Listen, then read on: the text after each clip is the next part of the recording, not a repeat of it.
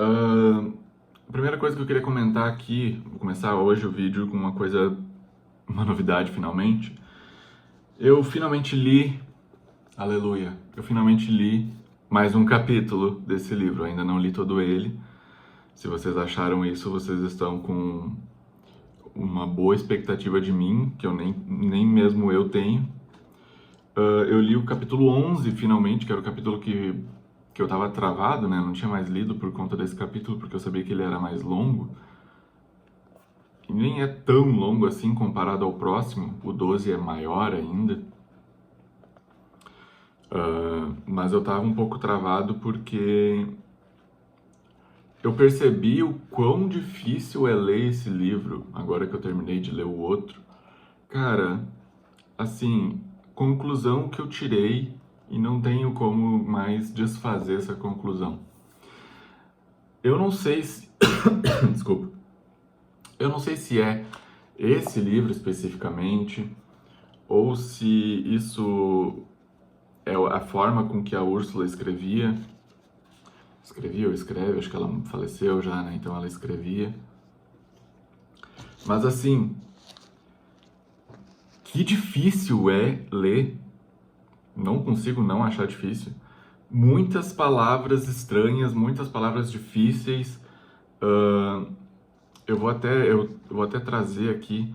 Eu tive que fazer, olha só, eu não sei se é porque eu fico muito tempo sem ler, então eu perco um pouco a continuidade, tipo, eu não lembro direito o que são as coisas, ou se realmente é complicado e na verdade eu até agora não tinha entendido boa parte das coisas que eu já deveria ter entendido.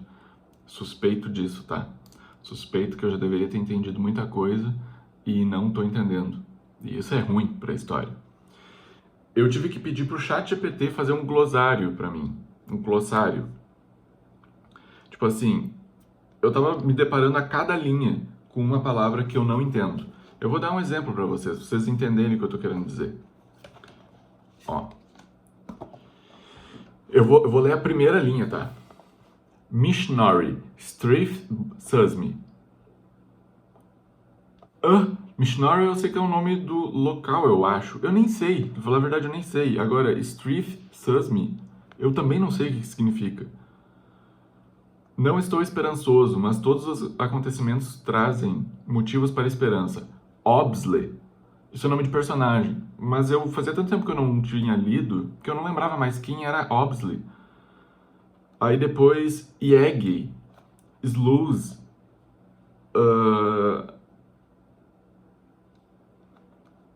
Vamos lá. Tô passando os olhos. Comensais Eifepen. Ou Itepen, sei lá como é que se escreve. Não sei nem como é que se pronuncia. Distrito de Einien. Trabalhando para o SARF. Enviamos de Erringhang. Tipo assim, é um conjunto ininterrupto de palavras que não fazem parte no vocabulário humano, normal, sabe? É extremamente dentro do universo dela. Só que em nenhum momento do livro, agora só porque eu quero acessar o meu chat GPT eu não tô conseguindo. Que ótimo. Em nenhum momento do livro ela explica direito o que são. Tipo, ela não tem nenhum pouco... Inferno. Ela não tem nem um pouco de um tom professoral, sabe? Ela não vai te explicar muita coisa, não. Tu tem que entender durante a leitura. Só que como fazia tempo que eu não tinha, que eu tinha parado de ler, eu já não lembrava mais. Tipo, vou saber o que é Tibé. Claro, agora eu sei porque eu pedi pro ChatGPT fazer esse glossário. Tipo assim, eu pedi pra ele me explicar de uma forma bem direta e simples. Me diz o nome igual significado. E aí ele me deu um glossário básico do livro, que me ajudou, mas de qualquer forma tinha várias palavras que ele não tinha explicado, e aí toda vez que eu me deparava com uma palavra, eu ia pro celular e digitava o nome da palavra, a palavra né, em si, tipo, Tibe. O que é Tibe? T-I-B-E. Eu não lembrava. Ponto de interrogação, enviava. Aí me trazia a resposta direta, sem enrolação. Tibe é o substituto do ministro de Karaid. Eu não lembrava mais disso, eu não lembrava. E, tipo, Desculpa, tá? Talvez seja eu o problema. Eu não consigo memorizar tantas palavras diferentes ah, tão fácil assim. Não consigo memorizar. Pra mim tá em grego isso. E aí é um saco ler uma coisa assim, porque eu leio a frase e por conta de uma palavra que eu não sei o que significa, eu não entendo o que aquela frase quis dizer. E é muito engraçado porque no momento que eu comecei a fazer isso de pesquisar com o chat, né? Bom, o chat está fora, não está conseguindo acessar. Perguntar para o chat o significado e ele me dizer é como se tivesse aberto, expandido a minha mente, e aí quando eu voltava para a leitura, a frase fazia muito sentido. Tipo, era só ler, não precisava pensar. E eu acho que é isso que me dificulta a leitura desse livro, né? Um dos pontos. É porque eu preciso estar sempre raciocinando muito para entender. Porque o universo é completamente único, ela muda o nome de tudo, tudo. Os períodos do ano têm outros nomes, os meses têm outros nomes, tipo assim, é tão complexo que aqui no final do livro tem um capítulo chamado Calendário e Relógio Geteriano. E aí aqui tem uma explicação breve de como que funciona o calendário deles e depois tem os meses das estações do ano, ali, inverno, primavera, verão e outono aqui, né? E aí tem a explicação de cada mês. Tem o Tern, o Tar, como é que é? Tanern, Nimer, Anner. Esses são os meses do inverno. Aí tem a da primavera, Irhem, Mof, Tua. Aí do verão, Osme, Ocre, Cus, Hakana. E de outono, Gor, Susme, Grande. O mês de 26 dias é dividido em 2 meses e meio de 13 dias. E tipo assim, isso se estende para outras coisas. Aqui tem os dias do mês, aqui, né? Tem os dias do mês, enfim, tinha que ter mais um terço do livro só para explicar todas as palavras, né? Que isso aqui é só o calendário, assim, sendo sincero, eles nem falam muito no livro. O calendário e nem os dias, não é dito muitas vezes. E meio que não muda muito para a história, sabe? Tanto faz se é se é eterno ou é Tarner.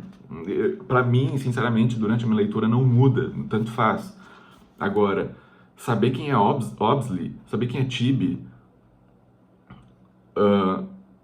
sabe? Saber o que que é Harhad, eu não sei nem falar, Harhad Susmi. Tipo, tá até em itálico aqui. Eu ainda não sei o que significa isso. E tem várias vezes que repete. Tem esse aqui que fala Harhad Susmi. Aí depois aqui pra frente tem Girni Susmi. Aí logo depois, no outro parágrafo, tem Tormenbod Susmi. Esse Susmi deve ser... Eu fui pesquisar sobre isso, mas nem o ChatGPT soube me explicar. É como se fosse as casas, né? Tem 33 casas em um dos continentes desse planeta. E aí tem cada casa tem... é tipo um conselho, né? É governado por um conselho e aí tem um representante de cada casa. De cada clã, sei lá como é que eu posso chamar isso. Eles chamam de comensais. E esses são os nomes, pelo que eu entendi. Mas não tenho certeza. E eu também não sei por que começa o parágrafo com essa frase, com essa palavra, né? Com essa nomenclatura. Mas eu meio que ignorei isso e continuei lendo, porque se eu fosse parar por causa disso, eu não ia terminar de ler nunca. O capítulo é legal, é um monólogo de um personagem falando consigo mesmo, revivendo várias coisas que aconteceu durante um período. Bem legal, assim, não é o protagonista, é o outro protagonista, né? São dois protagonistas na história. É o outro nesse capítulo, e aqui ficou claro que era o outro, diferente de outros capítulos que fica dúbio, aqui ficou claro. Mas enfim, eu acho que eu deveria ter feito essa pesquisa com o ChatGPT sobre o glossário do livro muito antes, porque eu lembro de ter travado na leitura e tendo que voltar algumas páginas para entender o que significava a palavra que eu já não lembrava mais. E perguntando direto pro chat flui muito mais rápido e meio que dá na mesma. Assim, uma leitura muito... Ela é complexa nesse sentido, sabe? A história, ela nem é tão desculpa, mas a história não é, por enquanto, não se revelou ser tão extraordinária assim. Ela é bem ok, sabe? Tu vai seguindo a história do personagem, muito conflito político, é conflito político sem parar. Sem parar. De um lado, um continente, ele é regido por um rei, né? Então ele é uma monarquia, e uma espécie de monarquia, né? E no outro continente, que é o que nós estamos agora na parte no livro, que é um continente é o Caride, eu não sei se é Carhide, porque é um H, ou se é Caride, ou é Carhide. Considerando que ela é uma norte-americana que escreveu isso aqui, eu imagino que a pronúncia das coisas seja meio norte-americana, né? Então, um norte-americano diria Caride, e não Caride, Caride, enfim. E o outro é Orgota, né? Não é Orgota, é Orgorin. E aí o Orgota é a pessoa que nasce em Orgorin. Nesse continente é, como eu disse, um conselho de 33 casas, né? Clãs. E tem clãs em todo lugar. Tipo, até na monarquia tem clãs. E aí tem duas religiões principais, se eu não me engano. Como é que é? Yoshemita. E tem a outra religião, que essa Yoshemita não é do nosso personagem, essa Yoshemita ela é muito praticada pelos moradores do continente de Orgorin, dos clãs de Orgorin. Tá vendo como é complicado até explicar? Enquanto em Caride, a religião mais predominante, pelo que eu entendi, eu posso estar errado, é uma outra, que eu esqueci o nome agora. Hanamada, uma coisa assim, Hamada. Tem muita influência asiática, né, nesse livro aqui. Isso é dito até... Qualquer pesquisa que tu fizer aí na internet sobre a escritora, ela vai confirmar isso, que ó, a inspiração dela foi muito na Ásia, né? Nas feições de um asiático e tal. Tipo, é pra imaginar os personagens dessa forma, ainda que eles sejam, pelo menos os protagonistas, sejam negros, né? Eu não vou achar o nome da outra aqui, deixa eu ver. Eu lembro de ter visto isso em alguma parte específica, aqui no começo ou no final do livro. Não vou lembrar. Olha só, aqui a outra, meu Deus. Tipo, a sensação é essa, sabe? Eu tenho que pensar muito pra entender a história. Olha, eu não vou achar o nome, desculpa. Eu poderia encontrar aqui, mas não vou achar. Mas também foda-se, né? Achei. Randara e Yoshemita. Yoshemita é uma religião e Randara é outra. E eles têm formas diferentes de ver o mundo, mas não tanto também, pelo que eu notei. Aí, tipo, sempre no começo do capítulo tem, tipo, uma frasezinha explicando de onde vem esse próximo capítulo, né? Por exemplo, esse capítulo é dos Provérbios de Tuhume, o Sumo Sacerdote, um livro do cânone Yoshemita escrito no Orgorin Norte há 900 anos.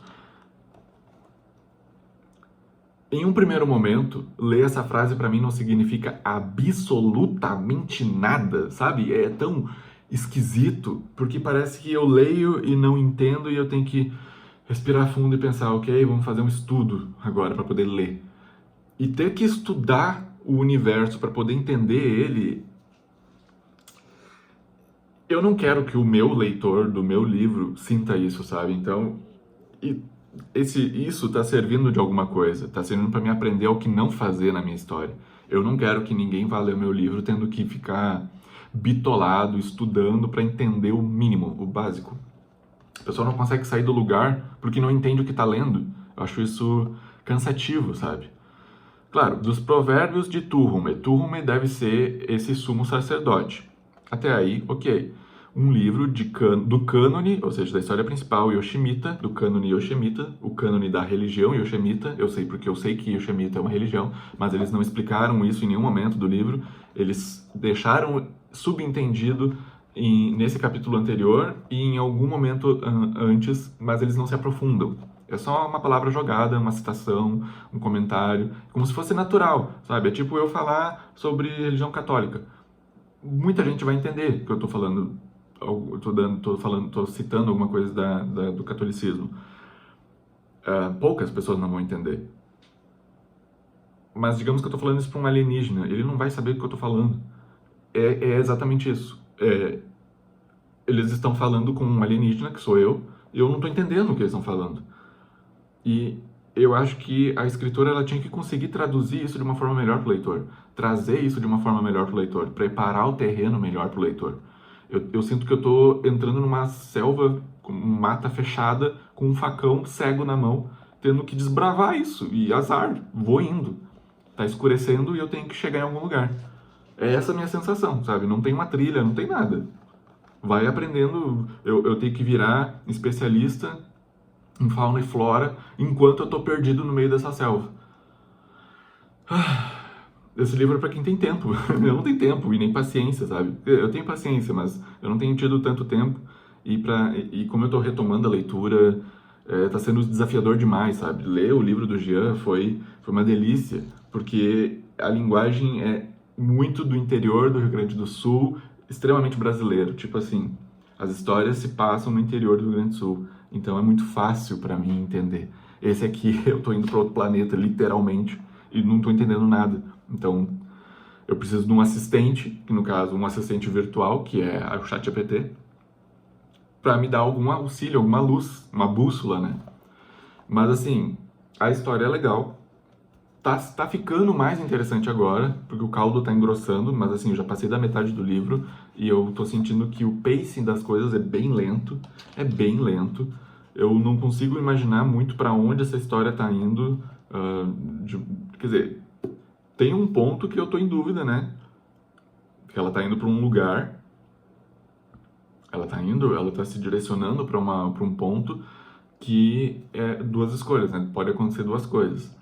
Tô curioso, mas é interessante a relação política, as decisões que o povo tem que tomar, o que eles têm a perder tendo esse alienígena no planeta deles. Então é legal ver essa dinâmica, né, de como eles estão, tipo, tu tem que pensar pelo... É um livro que transmite muita empatia, sabe? Tu tem que observar pela perspectiva de todos os personagens, seja eles os principais, coadjuvantes, só personagens figurantes, vamos dizer assim. Todos eles têm uma perspectiva e tu tem que conseguir olhar pela ótica deles.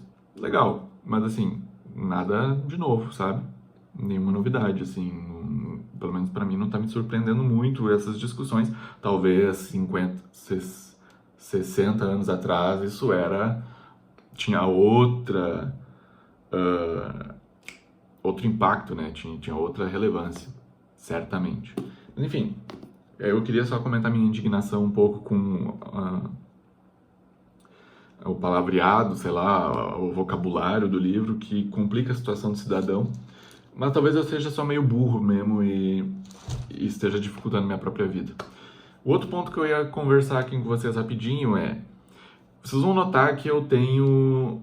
Tipo, eu tô um tempo já sem escrever meu livro. Eu fiquei um tempo sem ler esse livro aqui. Eu fiquei umas 2 semanas sem ler esse livro. Li outro no meio do caminho. Eu não escrevi mais nada da minha história nesse meio tempo, infelizmente. Mas não é que eu não esteja pensando sobre a história ou elaborando alguma estrutura sobre a minha história.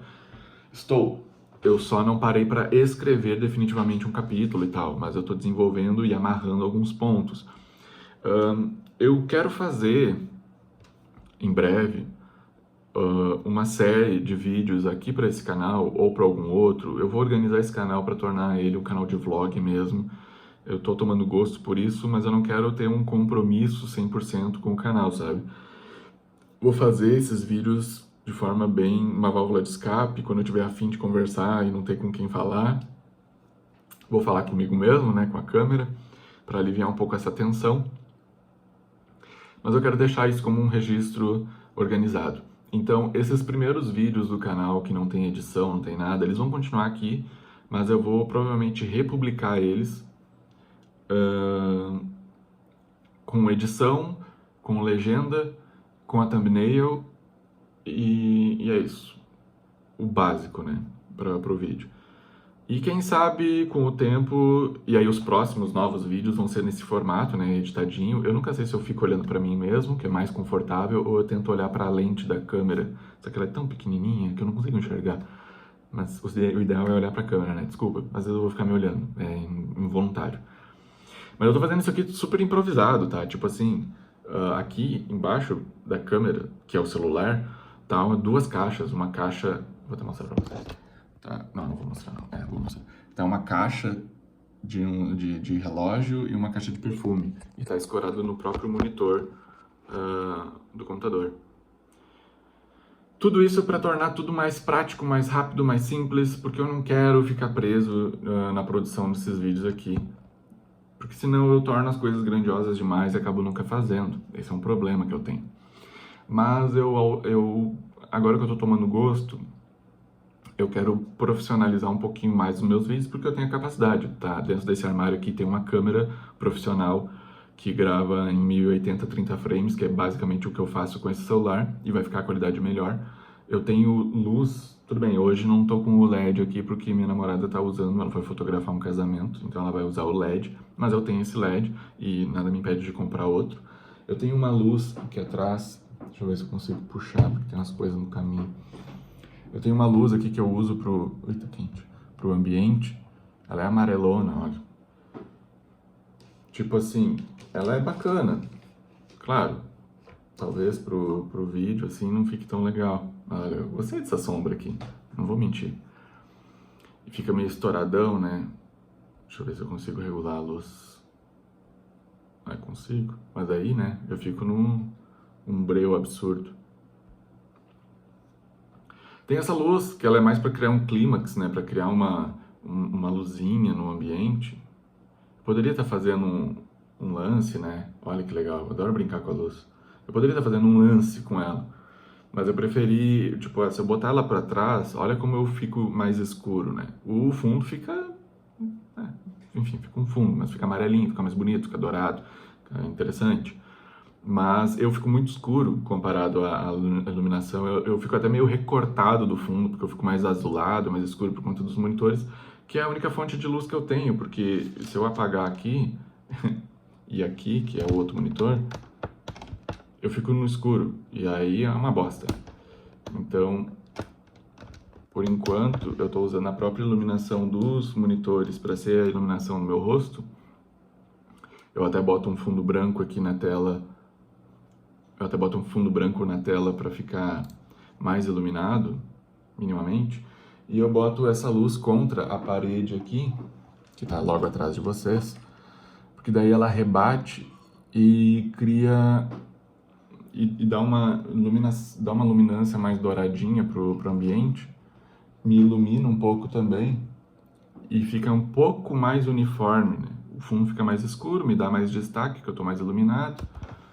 Enfim, né? Não é nada demais, é bem básico, na verdade. Na verdade, fica do jeito que tá sempre quando eu não estou gravando. Então, eu não tenho um preparo de cenário para captação, mas eu e minha namorada, a gente vai começar a mexer nisso, né? A gente vai melhorar aqui, tá uma bagunça aqui, vocês já notaram, né? Tem tipo uma Alexa e uma caixa de óculos e o aspirador aqui. Aquelas bagunças lá em cima que é só tirar, na real. É porque tem coisa lá que a gente não tem lugar ainda. A gente quer preparar, organizar esse quarto aqui, esse escritório, para isso. Então, talvez, com o tempo, nos próximos meses, algumas coisas vão ficar diferentes. E depois de agosto, se tudo der certo, então daqui 4 meses, a gente vai se mudar daqui. A gente vai para o nosso apartamento. Então, lá vai ser tudo de novo, né? Acho que lá a gente vai focar ainda mais na decoração, porque vai ser nosso, né? Aqui é alugado, então a gente não mexe muito. Bem ansioso por isso, inclusive. E voltar a fazer vlog é um objetivo, é um dos. Então, talvez aí eu prepare melhor, use uma câmera, use um LED, que eu tenho que comprar outro de qualquer forma, para fazer a coisa um pouquinho mais bonitinha, né? Eu acho que vai ser bacana. E o que eu tava querendo dizer é que o meu hiperfoco vai mudando. Vocês vão perceber isso comigo fazendo vlog. Ele vai ciclando. Vai ter vezes que eu vou estar empolgado para ler, vai ter vezes que eu vou estar empolgado para escrever, vai ter vezes que eu vou estar empolgado em produzir vídeo para o YouTube. E eu tô mais ou menos nessa fase agora. Eu tô hiperfocando mais uma vez em The Sims. Isso vem acontecendo de tempos em tempos e cada vez mais frequente, que bom. Eu quero voltar a produzir vídeos de The Sims. Eu acho que eu vou começar antes mesmo do Sem Controle. Vou recomeçar com Prisma Llama. Gosto muito de The Sims, eu sou muito apaixonado, eu fui construído por esse jogo, né? Eu joguei durante toda a minha adolescência. Ele é meio fundamental para mim, pro meu eu, né? Pra minha personalidade. Então não tem como eu fugir. E tem muita coisa de The Sims que eu quero falar, tem muita história do jogo que eu quero explicar, tem muita coisa que eu quero experimentar, tem muita coisa que eu quero organizar, e eu preciso deixar isso, nem que seja como um legado na internet, mesmo que não me dê fruto algum, pela própria satisfação de ter produzido isso um dia e ver isso lá. Assim como esses vlogs que eu tô fazendo. Não tem nenhum objetivo financeiro e nem nada de, sei lá, de prestígio, de conquistar um público. Não é meu objetivo aqui. Meu objetivo é só pôr pra fora as minhas vontades, né? Falar sobre as coisas que eu tô fazendo, que eu tô gostando, deixar um registro histórico. E é isso. Esse é o meu objetivo. Então, em breve, eu quero falar sobre The Sims 2, que é o que eu tô mais focado agora, e The Sims 4. Em breve eu vou voltar com o canal fazendo vídeo desses dois jogos e falando sobre eles também. Além disso, tinha mais alguma coisa que eu queria falar? Ah, sim, eu ia falar antes, acabei me enrolando e não falei, né? Eu quero fazer uma série de vlogs falando sobre a minha história, sobre a minha escrita. Eu tô um pouco pensativo sobre isso, não sei se eu explano a história. Dizem que não é legal, né? Comentar pela internet afora sobre alguma coisa que tu não fez ainda. Por dois motivos. Um, pode nunca se realizar. Dois, eu tô contando uma história original que pode ser surrupiada, sei lá. Acho difícil, mas enfim, de qualquer forma, é uma possibilidade. Então, quanto mais quieto eu conseguir me manter e escrever isso para poder tornar público, melhor, né? Faz sentido. Mas a minha história, brevemente, eu vou comentar agora em um minutinho, a minha história é sobre um mundo onde... Não vou comentar. Não vou comentar. Não quero deixar isso registrado na internet. Pensei melhor. Deixa assim. Deixa assim. Enfim, é isso. Eu já li um dos capítulos que eu tinha que ler esse mês de abril. É recém dia 4. Amanhã é Páscoa, inclusive. Feliz Páscoa. E talvez eu acho que eu vou conseguir ler mais de 2 capítulos por mês. Quero terminar ele logo, sendo bem sincero, porque eu quero começar Harry Potter, que é um livro mais curto, tem a série no final do ano, eu quero estar com essa história fresca na mente. E talvez durante ou depois de ler Harry Potter eu vou finalmente mergulhar em Duna. Tô com bastante medo, mas eu tenho que enfrentar esse livro, não tem como não enfrentar. A minha história bebe muito de Duna, de certa maneira, e foi meio inconsciente isso, né? Fui percebendo que a parte política e a estrutura é semelhante em certos aspectos. Mas até aí tudo me influencia, né? Tudo me influencia. Uma coisa que eu posso falar, talvez, é que a minha história, ela bebe muito de um jogo, Spyro the Dragon, mais especificamente do Spyro 2, o segundo jogo do Spyro. Toda a relação do jogo com diamantes, com alma, com portais e esse aspecto de vários mundos, isso tem bastante na minha história. Outro ponto que eu bebo, e sempre bebi e sempre vou beber para tudo que eu faço, é da banda Coldplay. Eu sei, é a banda que todo mundo ama odiar, né? Mesmo sem ter um motivo claro. O que eu posso fazer? Eu conheci eles na adolescência, me apaixonei pelas músicas da época, isso em 2009, 2010, me apaixonei pelos álbuns que antecederam, e aí logo depois veio em 2012 um álbum novo, e eu tava apaixonado pela banda, e eu continuei apaixonado. Foi um álbum que mudou muito em relação aos anteriores, mas isso não fez eu odiar eles, pelo contrário, fez eu me apaixonar ainda mais, para ver o quão versátil eles eram. E esse álbum de 2012 era um álbum que brinca muito com cores, né? Sobre um mundo distópico. E aquilo me impactou de um jeito que eu pensei, eu gostaria de ver mais sobre isso. E esse foi um dos estopins, né, para minha história. Então, não tem como eu fugir disso. As músicas deles me inspiram a criar capítulos inteiros, me inspiram a criar personagens inteiros, a complexidade de cenas. Eu escuto as músicas e penso, isso aqui se encaixaria com tal personagem, tal cena, tipo, é vivo pra mim. E eu faço isso não só com as músicas do Coldplay, mas de outras bandas e outras músicas. Muita trilha sonora também, de filme ou de jogo. Tudo me inspira, sabe? A parte musical me inspira muito. E a banda me inspira, não tenho como fugir disso. E nem quero, eu realmente gosto das músicas deles. Eu acho que o Chris é um excelente compositor, é um poeta. Tudo bem que as últimas músicas deles estão bem comerciais, mas não que nunca tenha sido, né? Eu acho que só eles seguiram o fluxo da indústria musical e o que antes funcionava, que era o rock, hoje já funciona mais o pop, o eletrônico. Eles só seguiram o fluxo. Eu acho que é injusto as reclamações quanto ao tipo de música que eles estão fazendo hoje comparado às anteriores, porque primeiro nenhum artista segue fazendo a mesma coisa a vida inteira. Artista, ele gosta de explorar e de expor o que ele está sentindo através de uma arte, né? No caso deles é a música. E eles se tornaram, de fato, uma máquina gigantesca. Lotam estádios, eles se tornaram uma banda de arena, né? Tal qual o Queen. Então, ou próprios Beatles, né? Eles só estão, eu acho, na minha visão, né? Eles só estão jogando o jogo. E eles já falaram milhares de vezes que eles chegaram num ponto, depois do quarto álbum de estúdio, do Viva La Vida, que eles já não precisam mais se preocupar em seguir as regras de uma gravadora, sabe? Eles têm a total liberdade, eles podem fazer o que quiserem, eles já ganharam dinheiro suficiente, eles já falaram isso, a gente já ganhou dinheiro suficiente com isso, então a gente tem a liberdade de produzir aquilo que a gente quer. E é o que eles estão fazendo. Talvez o que eles queiram não seja o que mais agrada, ou o que eles melhor poderiam produzir, justo. Eu acho que, em conceito de álbum, os três primeiros álbuns são extremamente superiores aos atuais, como conceito de álbum completo, mas isso não significa que nos álbuns atuais não tenham músicas boas.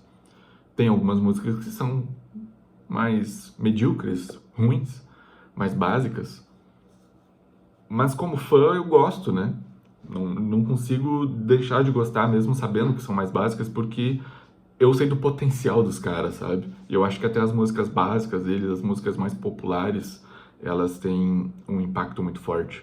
Elas têm alguma coisa que é muito boa, porque foi feito por gente que é muito boa, né?